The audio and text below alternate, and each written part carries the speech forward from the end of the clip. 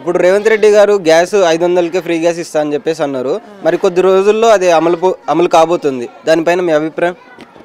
ఉపయోగం ఏం లేదు. అది చిన్న గ్యాస్ ఇచ్చి సబ్సిడీ ఏమో దాంట్లో 500 పడుతుందంటే మాకెందుకు? అదే డబ్బులు పెట్టి మేము కొనుక్కోలేమా? అదే పెద్ద గ్యాస్. ఆ చిన్న గ్యాస్ ఏం సరిపోతుందండి? ఎక్కువ ఫ్యామిలీ ఉన్న వాళ్ళకి ఏం సరిపోతుంది? ఉపయోగం లేదు అది.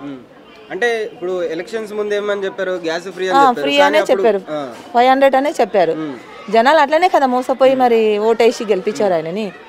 చిన్న గ్యాస్ ముందే చెప్పినుంటే మాకు అవసరం లేదు అట్లాంటి గవర్నమెంట్.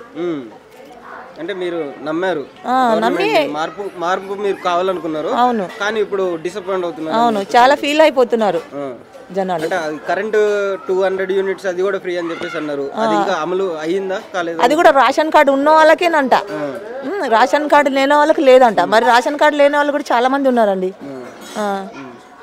అంటే వాళ్ళు మొన్న ఇవి ఫార్మ్స్ తీసుకున్నారు, అవి కూడా చేరాల్సిన చోటుకి చేరలేదని చెప్పేసి చాలా మంది అంటున్నారు. అవునంట. దానిపైన మీ అభిప్రాయం? ఇంకా వాళ్ళే ఆలోచించుకోవాలి. ఇంకా ప్రజలైతే నమ్మారు, ఇంకా ఆయన ఏం చేస్తాడో తెలియదు.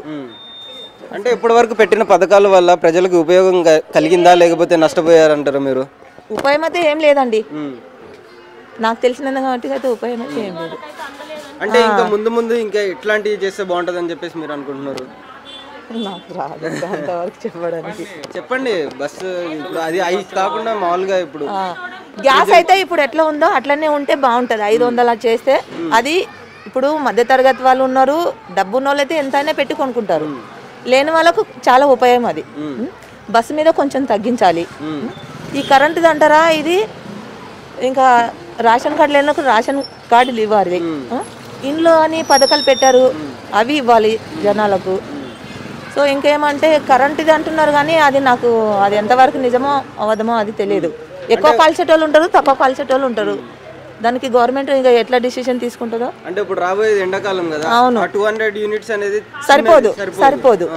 అవును, ఇప్పుడు ఎక్కువ కాలుతుంది. కూలర్లు ఏసీలు పెట్టుకుంటారు, వేస్ట్ అది మట్టికి కరెంటుది.